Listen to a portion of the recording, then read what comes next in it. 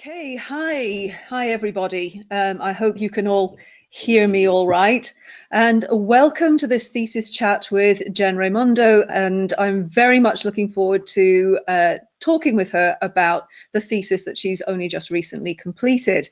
I'll introduce in a moment exactly what's going to happen. And if you have any questions that you think of as you go along, pop them into the question box for me, and when we come to the end, I will have a look, and if there's time, I will pick out some of those questions and throw them at Jenn and see what she makes of them. So, Jenn, you all set to go? I think so. Okie dokie. So, everybody, this is my fabulous and fantastic student, Jenn, with whom I've had the privilege of working for the last couple of semesters on her thesis. And it's on a very interesting aspect of Tolkien that I hadn't spent a lot of time on before now. So this has been a really spectacularly interesting process for me as well, because I've learned so much more about the Lost Road and the Notion Club papers thanks to Jenn. Now, hopefully you will all have a chance to read Jenn's thesis at some point. I highly recommend that you do.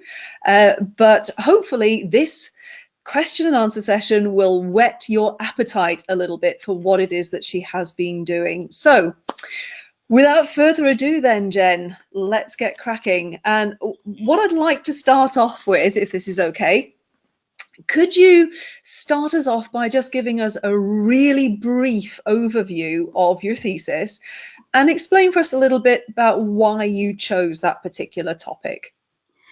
Yeah. So the original idea of going into my thesis was I want to work with the Lost Road. And the Lost Road is a text fragment that Tolkien left us. It's a time travel story, and I wanted to work with it because it's set in the Tolkien, the modern day, and talks very straightforwardly about death. And Tolkien once said in one of his letters that death is the meta-narrative, basically, of all of his works. And so I was really curious how that played into The Lost Road. And then eventually I realized I needed to be looking at the Notion Club papers too. So my thesis ended up becoming about Tolkien's time travel fragments. So that was I guess that provided the structure, well, the content of my thesis. And then going further into that, I wanted to see how Tolkien talks about mortality in this very open way in the time travel fragments. So how does he talk about mortality and then apply it to mortals? So that ended up being what my thesis was about after taking away a lot. Okay. So what I found really interesting throughout our discussions is the fact that I think it would be fair to say that there's not been that much academic work done on the Lost Road and the Notion Club papers. Why do you think that's so? Yeah, there are a few reasons, and then I'll give an anecdote that kind of illustrates another reason. So first, as I mentioned, the Lost Road and the Notion Club papers are both fragments. They're not finished. They weren't published until Christopher Tolkien came along and printed them buried in the middle of the History of Middle-earth series. So they're not really accessible. And that they're fragmented means that it's hard to do scholarship on them because you don't know where Tolkien was going with the story. You don't know totally what his structure was going to be. You don't know what the moral of the story ultimately was going to be, what the ending of the story was. And it's very hard to unpack a text that you don't know those basic things about, whether from a structural perspective or from a more ideological content related perspective. So that's another reason I think it's unstudied. And then also, it's just not what people expect when they come to Tolkien. People who come to Tolkien want elves and hobbits, and that's what they expect. But what we get at the beginning of The Lost Road and the Notion Club papers are a bunch of Oxford professors in Oxford talking about how much they hate academia. Like, so it's not a typical Tolkien. Um, so I think for those reasons, accessibility, fragmentation, and just not what you expect. Um, the Lost Road and the Notion Club papers aren't really studied, but there's another reason why, and it came out when I was speaking with Verlyn Flieger about this at a conference once. She was really helpful in encouraging me to start this project. But when I first came to her with the idea that I wanted to work with the Lost Road, she's like, her immediate response was, "But why? There's nothing more to say about it. Christopher Tolkien annotated it. What else can you do with that fragment? He never finished it." Um, and as I talked to her more about my ideas of mortality and just how there's so much in the text that modern day readers aren't familiar with and really need to be told what Tolkien is talking about in order to even understand the text, that she started to see where I was coming from, and you could see the fireworks going off in her brain, like, oh, and you could talk about this and this and that and pull that in from over here. But it took a while to even just consider the text because of just the fragmented nature and the fact that Christopher Tolkien has already dealt with it. So yeah. Okay. So you just mentioned the delight of having a chat with Verlyn Flieger, who is absolutely wonderful. Yes, she is. But you also had the privilege of working with Professor Tom Shippey as your second reader for this project. What was it like working with him, and how did he help you to shape your thesis? Yes. Well, I was, like you said, I was really blessed to have those conversations with Verlyn, and she's a mentor at heart. And when I started working with Dr. Shippey, I saw that in a different style, he was very much the same way. I came in obviously super intimidated because of all the scholarship he has done. And um, I froze. I didn't know exactly what to say, obviously over email. But he he honestly was a darling, like through the whole process. And because of a variety of things, I was able to dialogue with him for about a year before even formally starting work on the project. So it was just this pretty relaxed back and forth that he set the tone for, about what was in the text and what his experiences were in a context that's a lot more similar to the text context than I'm ever familiar with. I mean, he's British. He's been a professor in England. He has a lot of the similar roots that Tolkien had, like the Birmingham connection and all that. So, uh, working with him was very important to my thesis process. He provided guidance as to which topics to talk about. He gave me a few fair warnings about rabbit holes to not go down. And some of them are really central to what I was originally thinking of for the thesis. So, but as I followed his advice, I realized that, of course, he was totally in the right. And then, so guidance about which topics to pursue and which not. Then he suggested further topics, and he provided a lot of reading material that ended up being central to the thesis as it is now. Yeah.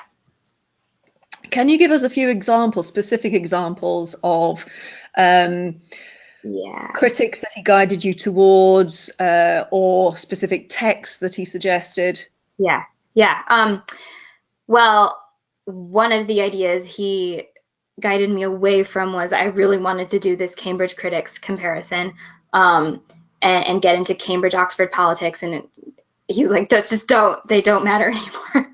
No, he didn't say it that way, but that was a really good mess to avoid. And then instead, he'd come along with specific suggestions like, why don't you focus on the cultural context of Tolkien's work, the interwar context, the familial context that was going on in culture. He recommended Martin Green's Children of the Sun, which explores a lot about manhood and fatherhood in Tolkien's era. And even though that didn't make it overtly into my thesis, it provided a very important perspective as I approached the texts. And then a work that he suggested that provided the foundation, I would say, for my work in the thesis was Brian Stableford's British scientific romance. That helped me set up the genre structure for the texts that then I used for the thesis. And without that, my thesis as it now is would not exist. So he was incredibly important in shaping this. Okay, thank you. Right, let's get down to some specifics about your thesis itself then. What would you say is the most central argument within your thesis, the most important one, and why? Yes. There was a lot I had to pare down from, but there was always this core idea that guided me throughout this outlining process.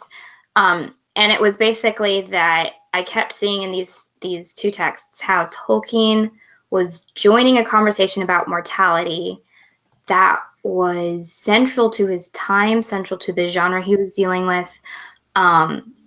It was a conversation completely appropriate to his day, and most of us think of Tolkien as an out of tune, backwards looking writer. Even his fans, I think that he's part of his appeal is his archaicism. But in these works, he's joining a very relevant conversation. So that he's talking about mortality as a relevant part of his time, but then coming at it with a completely different response than what was common in this conversation. So while people are trying to extend life and avoid mortality, he's coming in with this idea of, no, let's think about mortality differently and embrace it. So it's the main point of the thesis is Tolkien is dealing with a contemporary conversation in a totally different way. And that's something I'm finding is just very Tolkien. Like, that's what he did. So that I think is the main thrust of the thesis. Okay. At the start of this chat, you made the point that philology and the study of philology was quite central to this thesis. So how did philology become a part of that particular argument that you just talked about? Yeah. I think anything that you deal with in the Tolkien world is going to involve philology because Tolkien was a philologist, and not just as a career, but as who he was. So it was a matter of course addressing these texts that philology was going to play a role in how he dealt with mortality, but in a much more specific way. Both fragments have protagonists who are philologists. Like, these stories are about 20th century Oxford philologists, and I think there's a Cambridge one too. Yeah, so philology had to be part of it because Tolkien created the story that way, that it's through philology that these characters are traveling back in time and discovering things about themselves and about the way the world works. It's through language shifts and finding fragments of texts from centuries ago and then comparing them with further texts found in modern texts, and it's in this philological world that Tolkien is able to move the plot forward and reach mortality. So philology is really the vehicle for Tolkien to reach his discussion about mortality. And so my thesis's second point is all about how Tolkien used philology in his academic and creative work, apart from the Lost Road and the Notion Club papers, because whenever he talks about philology or uses philology in those academic and creative contexts, I find him approaching mortality. So I worked out kind of a Tolkien methodology of philology in relationship with mortality, and then brought it back to the two texts, because he does that explicitly then in the Lost Road and the Notion Club papers. Oh, okay. Can you give us a few specific examples of where he's doing that then? Sure. So a more general specific example is that he uses, especially in his notes, because remember these are fragments, he uses translations of poems that he's written but are based on real immrama and stuff like that. So just that he's using translations of poems he's created that are about finding the islands that go back to mortality, that finding Atlantis essentially, is one way that he uses the philological approach to the plot of his text. But there are really sweet instances in the texts. For example, in the Notion Club papers, there are some really long scenes that can get pretty technical, where Loudon, the philological character in the Notion Club papers, is storming into these Notion Club meetings with texts that he's jotted down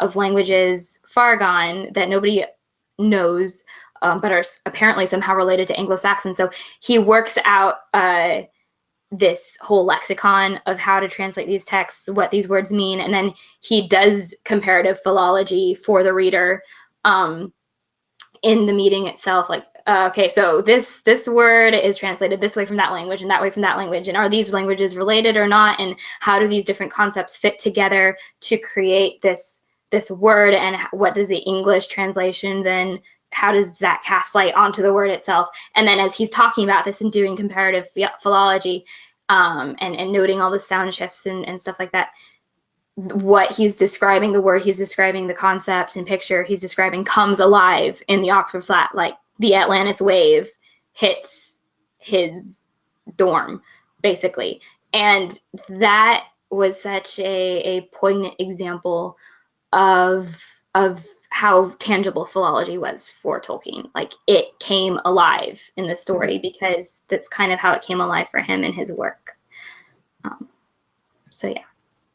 Okay, there's actually a couple of questions that come up in the question box that are really closely linked to what you've just been talking about. So I'm actually going to bring those in as kind of follow-up questions, if that's okay.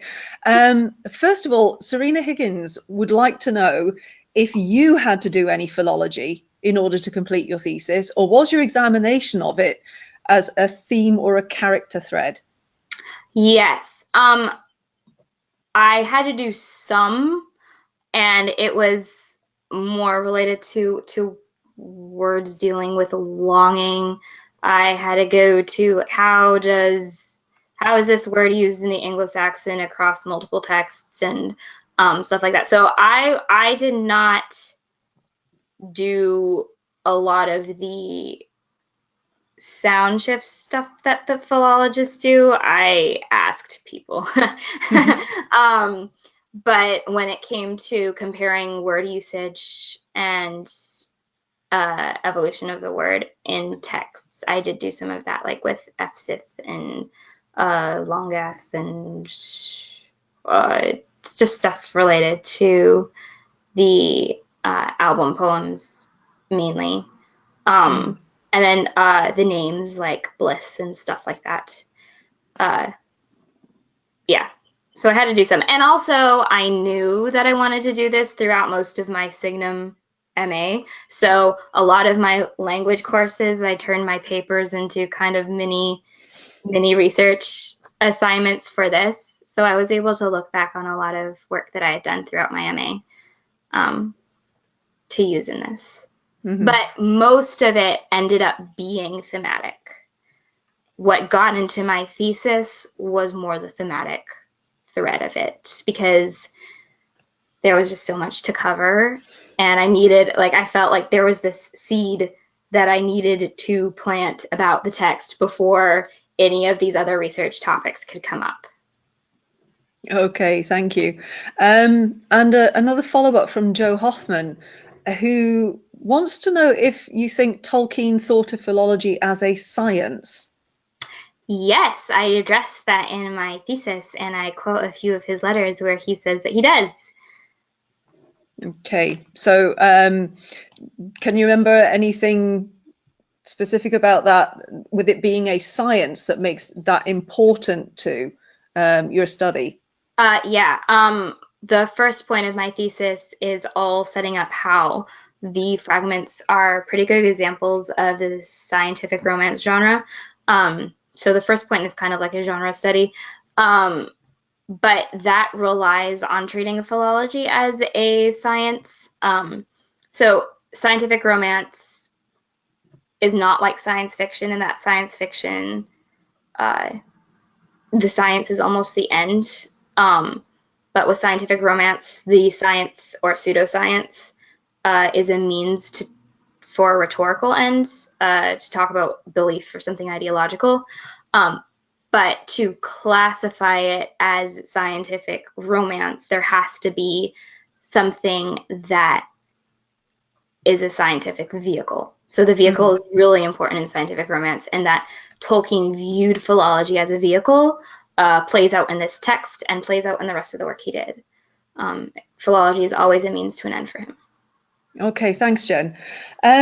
Okay, now a moment ago you mentioned about how some of your studies of philology didn't make it into your thesis because you just had so many things to cover, so much to do, and obviously you had to make some choices. I think along the way we talked about how you were going to have to occasionally, I think the phrase was, kill your darlings. Oh yeah. Oh yeah, painful as that was. So during the process, you actually had quite a few ideas that you wanted to include, but for one reason or another, you had to leave them out. Could you give us a few examples of the ones that you were most excited about, most saddened by having to leave out, and why you ended up having to leave them out? Yeah. And anybody who's about to do an MA thesis soon at Signum, like, listen up, because this is going to be painful, but it's going to help. My entire idea originally for the thesis was to do kind of like a hyperlinked annotation of the text of The Lost Road, because my first problem that I met with The Lost Road was that I didn't know who the Lombards were well enough to really interact with the text. I didn't know all of these different historical references that Tolkien was making. And so I wanted to understand why Tolkien was using those historical contexts to communicate what he was communicating about mortality. So my idea was, I'm going to do this vast historical research. I'm going to get a friend to draw maps for me, and it's going to be like this interactive multimedia thing where I'll suddenly make the Lost Road accessible for moderns who don't have to know Latin and Greek and Old German and whatnot, and who don't really need to know history anymore. But like, that's a rant. That was a darling that I had to kill, and that was my thesis. I basically had to kill my thesis. Because for so many reasons, for copyright reasons, for time reasons, for sanity reasons, it was just too broad. I still want to do that someday, but I realized, you have to eat the elephant one piece at a time, and that was the whole elephant. So that was the first darling I had to kill, and then I wandered aimlessly for a while. And then I thought, okay, I can't do the historical context context, like all of those historical settings Tolkien was talking about. But what about the modern context, like the context of the text itself, like I don't know, a very soft version of New Historicism? I don't know. So I come to the text wanting to talk about the family structure, like I mentioned earlier, that Dr. Shippey recommended an excellent book about that. And then the Cambridge critics, so the critical, the creative, and the I guess the critical, creative, and something other. It was another C. It alliterated. It was great. But that had to go by the wayside too, because there was just too much to study. I read 25 books in 31 days in order to create this genre section that Tolkien is, this genre conversation that Tolkien is joining. I wanted to do a whole study of that genre. What are those books saying? How are they communicating it? How is Tolkien joining this in structure, form, content? And I couldn't do that. It still helped my thesis. That's mainly point one, but from a more critical perspective than these are all the books that I read, and let's get into the texts. So yeah, I spent a month reading 25 books that never made it into my thesis. And but knowledge is never wasted, right? No, and I found some favorite authors now. And again, like everything you cut out of your thesis can still make it into a conference presentation 10 years down the road. You know, there's always more time for more projects. Yeah, and as we have discussed, PhD thesis Right. Yes. Right. I'll not terrify you about that today, though. No, focus. Okay, so I'm coming back to the question board, and I want to come back to philology a little bit, because Matthew DeForest has a follow-up question about philosophy as science. And he says, what does Tolkien set as the contrast to science? Is it art, or is it the threefold division of the modern academy: sciences, social sciences, and humanities? Right.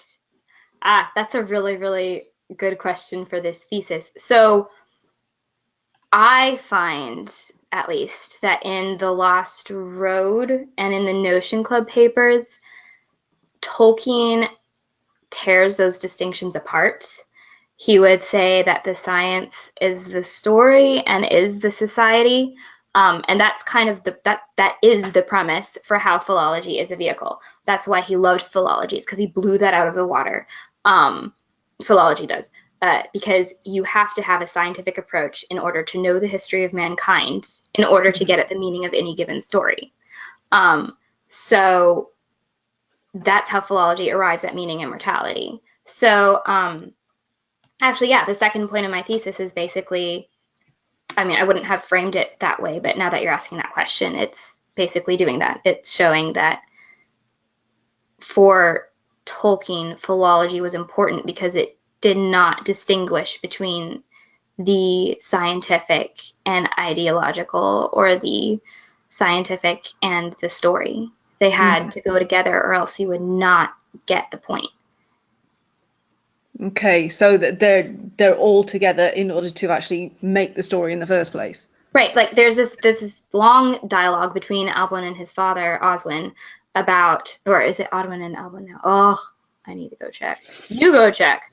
That Alwyn is saying he's not all bone. He's not just anthropology or geology. His father is saying, oh, what will you study to make money and still do what you love? Like, you should go into history and whatever. And Alwyn is like, but I don't just want the one or the other. I need the story. I need the science. I need the research. I need the language and the visualization. I need it all in order to get at what I'm trying to get at, in order to fill this longing that's in me to see the past. So that's like right there. Tolkien is bringing all of those disciplines together and saying philology encompasses it all. And you need it all in order to do what philology really does. Okay, we're going to stick with talking about philology just for a moment, because Serena Higgins wants to get to the heart of what the relationship is between philology and mortality. Oh, that siren is loud. Sorry. We'll just give that a moment to go by. That's it. Now we can all hear without our ears bleeding. I'll just repeat the question because that was very loud. We want to get to the heart of what is the relationship between philology, which you're placing front and center because you're saying that this is what Tolkien said was at the heart of everything. What's the relationship between that and his concepts of mortality? Right. Loss and longing play a huge part in the connection. So, and I had to dive into Owen Barfield's work on linguistics a lot, of language theory, really, to address this. And also, Andrew Higgins and Dimitra Fimi's A Secret Vice that came out just in time for my thesis, was invaluable in order to create this connection in a scholarly way. So basically, the link of philology to mortality is that mortality in itself creates a sense of loss and longing in all mortals, and that's addressed in the third point of the thesis. And philology is a means, again, that the vehicle of philology is a means to start repairing that loss by taking you back to the beginning. And back to the beginning is not just a time travel thing. It's a meaning travel thing. So going back for Tolkien is going to the center, to what words really meant, to what our purpose is here. And that's why the first point is setting it up as a scientific romance, because scientific romance, as part of its genre structure, usually travels to the future in order to find cosmological and individual meaning, but Tolkien, classic Tolkien, travels to the past instead through language. So yeah, philology is the science that Tolkien uses and supports to get at the meaning of life. And to understand mortality is to understand the meaning of life. And so that I think would be the connection. And I mean, I could go on forever about Barfield's work in this, where he actually has like you go back to the beginning of language and you actually have the object and the word combining. And so all of history is this going like this and then coming back like this into a fuller, better, realer version, more real version of the world. And Tolkien didn't fully ride with that theory, I don't think, but he used a lot of it and supported a lot of it. So second point covers that a lot. Okay. Well, what aspects of Barfield's idea there does Tolkien not go for completely? I am not sure that Tolkien supported the history of cosmology that Barfield created with his language theory. Tolkien was a very good Orthodox Roman Catholic, and he had a very Christ-centered in a Roman Catholic way approach to history. Barfield was a little bit more loosey-goosey. And he still is Christocentric, but in a very strange way that has to do like solely with language. And I think Tolkien, and I address this too, with Tolkien's wartime experience, with his relationship to the to his first literary club, he had, I think, a broader, more realistic view of history than Barfield did, which was very, very mental and like, I mean, idealistic, really affected by anthroposophy and all that. Tolkien didn't have any of that. He was just classic Roman Catholic. This is history. This is the point. The cross and sanctification and stuff. So yeah, I don't think that he would approve of the overall historical structure that Barfield imposed on language. But the idea of stories become more alive the further you go back, because language has a more direct connection to meaning. Like sign and symbol are more joined the further you go back. He definitely ran with that. Mm-hmm. Totally. Mm-hmm. Okay, thank you. Right, so a few moments ago, you talked about how you had to get rid of some of your more exciting ideas that you were very sad to get rid of, but this is what happens with a thesis. But kind of looking at it from a slightly different perspective, you have your thesis now, it is complete. If you were going to take this thesis as a starting point and you were going to expand it, having chosen the directions that you've chosen and got rid of those other ideas, and this is the way you're going, how would you choose to expand that thesis? Where would you go with it? Right. Well, the end of the thesis addresses, okay, given all of this, what is mortality for Tolkien and how is that applied to mortals then?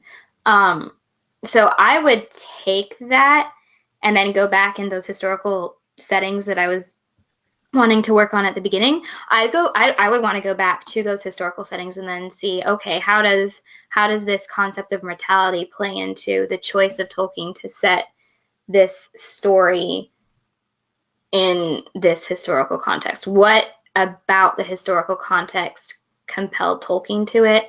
What were the wars going on there? Like, again, this interwar context is pretty huge. So what was the sense of mortality according to the text we have now about that historical context? Then how do we take Tolkien's idea of mortality and apply it there? I think that would be super interesting. And it would almost be finishing the chapters that Tolkien didn't finish in The Lost Road. So that would be one way. And then I would want to see The Lost Road and the Notion Club papers as scientific romances in their full right, then dialoguing with other scientific romance works, more specifically, because I wasn't able to do that. But I think, yeah. So what other scientific romance works would you actually work with if you were expanding the thesis? Wells, I would like to look at the different vehicles used, like Wells's time machine, because that's mentioned many times in both texts. So comparing philology as a vehicle to Wells's more machinated vehicle, I mean, that comes up in the thesis a little bit, but there could be so much more done on that. Dr. Shippey recommended John Buchan. So there are a few stories that Buchan wrote, and I still don't know if I'm saying his last name right, so anyone who's heard me before is used to my pronunciation problems.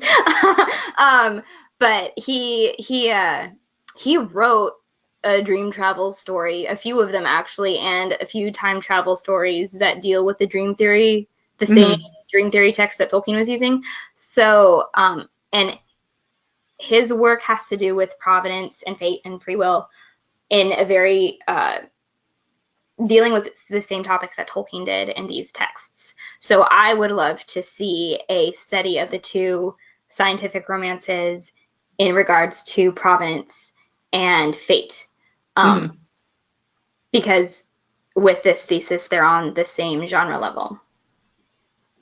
Okay, so in other words, you feel that there would be room for expansion of this thesis, that there's more to do. Yeah, that's why I did it. That's why I started. Yeah. Is that a good thing to, I mean, you go about the process and you think, okay, I'm going to write this thesis, I'm going to complete this essay, but then to get hold of the idea that actually this is kind of a starting point rather than this is a complete piece of work. Is that an exciting thing, or is that like, oh my goodness, you never ever finish? Well, I don't think people really feel that way about Tolkien's Legendarium. I mean, the Hmm. exciting part of it is that it's never done. And that's the exciting part of research is there's always more to do. If you're exploring a road that suddenly ends, it's probably because you were walking down the wrong one. Hmm. Yeah. Okay. All right, thank you. I'm going to turn to the question board now and have a look here. We've got a few questions. So Serena, first of all, wants to know if you played the matchup, the Inkling game with the Notion Club Papers characters. Ah, ah, ah. I was, like I said, I'd been working on this for about a year, so I had a lot of time before actually doing the work to play around there. I had been told enough times in writing and in person to not totally do that. Um, and honestly, the more that I read about Tolkien, the more I read his letters and his works, I could see that there were little scraps of Tolkien in each one of the characters. So it's like, forget it. I mean, there probably are a few here, and yeah, I see that, but Tolkien couldn't get away from himself, really. I don't think so it was fun and fruitful to a certain point, and then you just realize, no, Tolkien's just needing to get every little bit of himself out there in order to communicate what he's saying. So hang on, every single character in the Notion Club Papers is a Tolkien Mary Sue. I think there is a certain element of truth in that, I would say. Yeah, yeah. And also just things that he hated and needed to put in someone's mouth. Hmm. He needed to get a good dialogue going, and he saw that happening in the Inklings meetings. And so I think there's a really good, like, obviously the Notion Club papers, that the meetings are based on Inklings meetings. Hmm. But I think it was more that structure that he was copying and not necessarily the people themselves. There are a few times where he's clearly poking fun at some Inklings characters, but to then try to uh, take that and apply one-to-one matchups, I don't think actually works in the end. Hmm. I wonder if they were such inside jokes that the Inklings themselves would be the only ones to recognize. Oh, I think so. I'm trying to remember which text it was, but this was a rabbit hole I had to leave, but it was a really good rabbit hole. Where Lewis and Tolkien had been writing notes on each other's works. And they he if you study those notes, um, there's actually a copy of that in the intro to the Notion Club papers. So there's a lot of referencing to behind the scenes editing Hmm. that was going on in the Inklings, and that's hilarious. Like, that's just really funny, but like, you kind of have to be insane to go back and read all of that and then draw it out in the story, and you'd have to have your own paper about just that in order to do all the research required to, like, become an Inkling to get all the inside jokes. Like, there's another project for you. One for another time, I think. Right. Okay, so sticking with the texts themselves that you chose to work with, and of course, as you've mentioned a few times, they are unfinished. They were abandoned by the author. So Serena Higgins would like to know what you feel are the potential scholarly pitfalls of studying an unfinished or abandoned work. How do you avoid the intentional fallacy or speculation about how it might have been finished while also honoring the fact that the author turned away from the work? Right. With Tolkien, scholars are blessed to have a ton of letters and a ton of works to compare them to, works to compare works to. Mm-hmm. So Tolkien Studies has a really good framework for seeing where a plot trajectory was going, Mm-hmm. um, and supporting letters. So again, first point of thesis, there's a lot of Lewis-Tolkien dialogue on where the works were going. Um, so, and Tolkien left a lot of notes Mm-hmm. for further work. So if I didn't have those things, I wouldn't feel comfortable really approaching these fragments in the way that I did. So basically, the short answer to that is I feel comfortable doing what I did because Tolkien told me what he was doing. But so the way to avoid, I'd say, the intentional fallacy and just imposing your own thoughts on the text is to stick with what the authors said about the text. There's been a lot of speculation as to why Tolkien abandoned these texts, and that would be another really good topic for expansion that Dr. Shippey and I discussed. But that gets deeply into biography as well. It's a really huge world of speculation that many people have weighed in on, actually. Like, if there's one topic that people will talk about in The Lost Road, it's why did he finish it? Well, I mean, why did he not finish it? And I didn't feel comfortable going there because I don't have enough to talk about that. So that is one of those potential scholarly pitfalls then. Yeah. Yeah. I mean, there are pretty good theories out there, and I'm sure that some or all of them are true in one way or another, but I can't, as a scholar, come down and say this is why he didn't finish it. So I didn't go there. So within your thesis, you stuck very closely to the actual words given us by Tolkien, but you drew on Christopher Tolkien's notes to help as well. Yeah, because he has manuscripts we don't. And he lived through Tolkien's writing process. So there's that. And then also the letters, like Tolkien's letters. He talks to a bunch of people about mortality and about the Lost Road fragment. And honestly, it remains somewhat, surprisingly consistent throughout many decades of discussing it. There are a few date discrepancies and whatnot, but as far as the heart behind the texts and what his aim was, it stayed pretty consistent. So I felt comfortable going with that. Okay. So a little while ago, you talked about how if you could expand your thesis, you would like to look at other scientific romances of that time. Question from the lovely Sparrow Alden. She says, would you consider examining A Wrinkle in Time among those works? Because Madeleine L'Engle's deep faith is also expressed in her writing, although I realize she was decades after The Lost Road. So they're not contemporary texts. But is there an argument to be made for looking at texts that are not necessarily contemporary as well? Yeah, I think so. If you made a good genre study argument, then you can use the structure of the genre as your guideline rather than just the historical context. But you'd have to include the historical difference in your scholarship.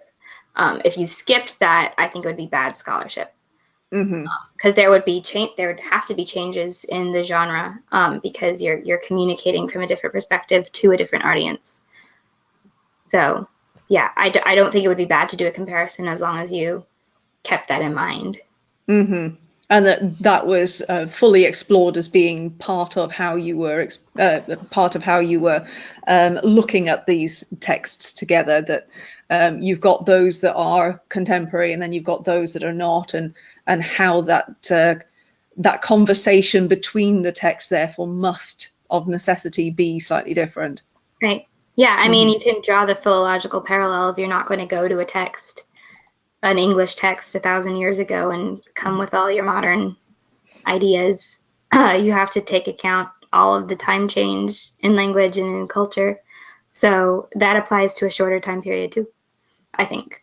Like in the Notion Club papers, they talk about the change in meanings of words in a decade. So yeah, you'd have to take account even the what words mean that's different 20 years later. Yeah, particularly when you have philology at the heart of one of those texts. Yeah. Yeah. And of course, there's also the fact that Tolkien's work is exploring time travel in a very particular way and for very particular reasons. Whereas A Wrinkle in Time, although it's also exploring time travel, it's coming at it from a slightly different aspect, isn't it? I presume you're familiar with the work? Yeah, I read it a few years ago, so I'm pretty rusty on being able to do a scholarly comparison right now. But from what I remember, there are a lot of differences as to the purposes of the book. Mm-hmm. So, I mean, I'd love to see what Sparrow does with it. Uh-huh. He'd know better. Back at you, Sparrow Eldon. Yeah, yeah. Absolutely. Yes, excellent. Okay, Jen. So we've heard quite a lot about the thesis now and all the ideas that you were exploring. What do you think, just to sort of draw all of this together, what do you think you have learned or gained from the process of writing this master's thesis? Right. Okay. First it has to do more with the content of the thesis itself. I felt very grateful throughout the whole process that I never got sick of my topic. And I think that's because I was learning a lot from the topic itself, like studying mortality, and different approaches to the hope or despair that comes from dealing with something that all of us have to deal with, was really powerful for me. In the third point of the thesis, which we didn't really talk about that much, is where it all comes together to talk about the hope that Tolkien was able to derive from the fact that mortality exists, as opposed to the opposite conclusion, or at least the desperate conclusion that was being arrived at by the other scientific romance writers who were a lot more materialistic. So I learned a lot from that, like just personal gain. So one thing I learned through that about the thesis process is, if you can, try to pick a topic that's going to do you good, like that is actually going to influence you as a person in a positive way. So that was one thing I learned from the process, because the writing and the research is hard, and it gets tiring. So you want to have a reason to stay. And then about the thesis process itself, I think the biggest thing I learned, and the advice I'd give if people were asking me about it, would be to embrace the process. Like, don't be afraid of the thesis process. You're going to go in with one idea and come out with another, and that's not a failure. That's a good thing. You have to let the research shape your work, and you have to kind of submit yourself to the research. So you want to go in with a strong outline of what you're looking at, what your goals are, but that outline, well, it needs to remain strong, is going to change. And probably 100%, it's going to get a lot smaller. So you are going to start with way more content that you could ever do. So don't be afraid of having to say goodbye to a lot of things. It's like, you want to find your nugget and present your nugget. Yeah. So the main piece of advice that you would offer to anybody else who is facing this is to just go with the process. Yeah.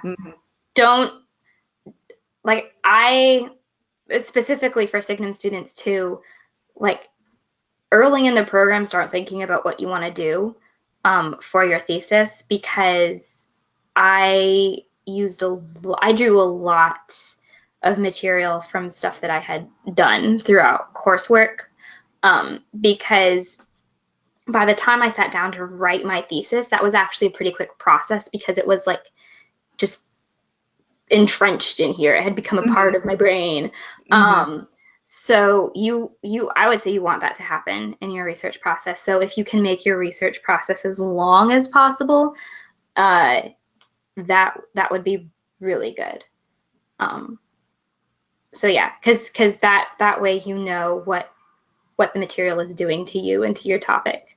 Mm-hmm. Yeah. Okay. So we're kind of coming towards the end of this thesis chat now, unless there are more questions to pop into the question box. Before I ask you the last question that I have, Sparrow would just like to tell you that she sees an excellent Raimundo-Alden collaboration in the future.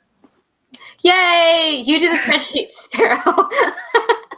Oh, yes, yes, the queen of the spreadsheets, absolutely.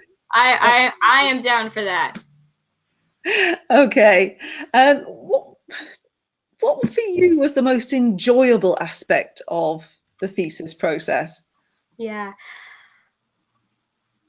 And please feel free to say working with me, because that's absolutely fine. Okay, like we didn't get a chance to talk about that, but students love your thesis director. Like Dr. Brown was amazing. Okay, I was joking. Spare my brushes.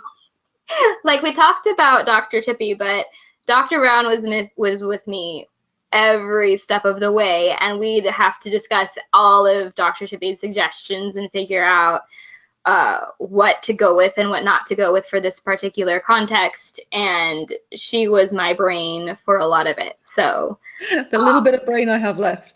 no, she has a ton of brain left. Do not listen to her.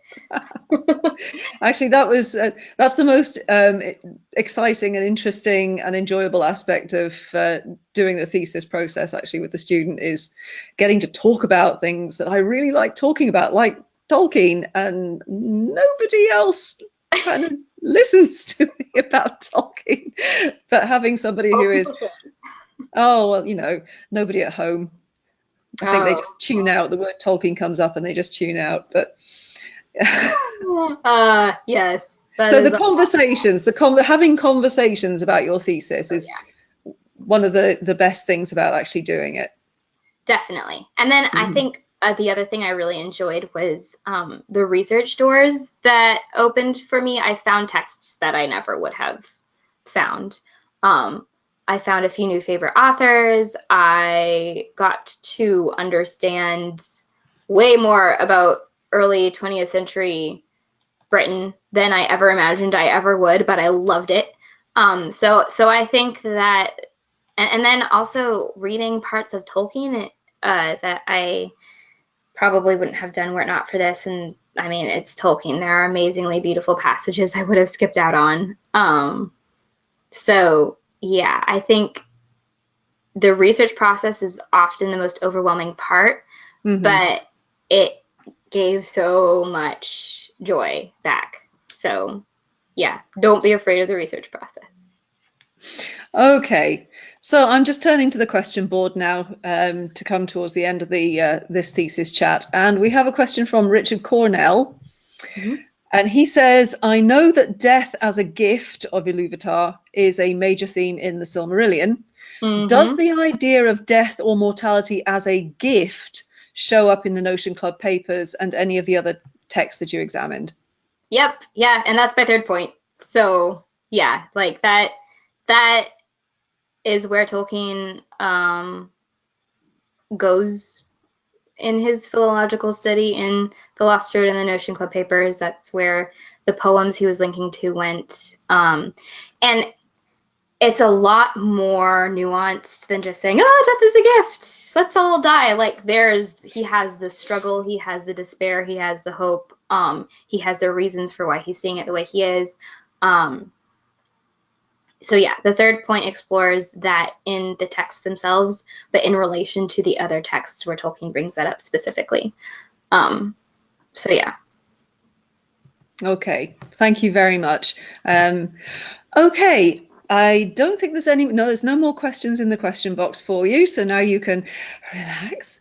Thank you ever so much, Jen. It has been very interesting hearing your answers to these questions. I hope that everybody who's joined us today and anybody who watches this in the future feels that they've gained a lot from hearing all about your work as well. Sparrow would like me to pass on, and Kate Neville would like me to pass on congratulations to you, and those congratulations are well deserved, because you had a lot of obstacles in your way to get to the end with your health, etc., and you just came through it. So thank you ever so much for persevering and for working with me. It really has been fantastic. Thank you for mentoring me through the process. Just call me Dr. Mom. Oh, and thanks everyone to the Signum community though too. Like at every level, you guys were helping me out, so I could not have done this without you. So thank you.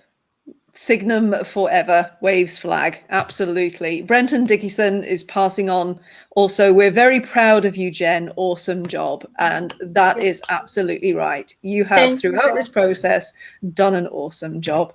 Okay. Okay, so thank you everybody who has joined us today. And I hope that you have enjoyed this session as much as I have. I'll close down this session now, and that's everything. Thank you very much. Thank you. Okay, thanks everybody. Bye.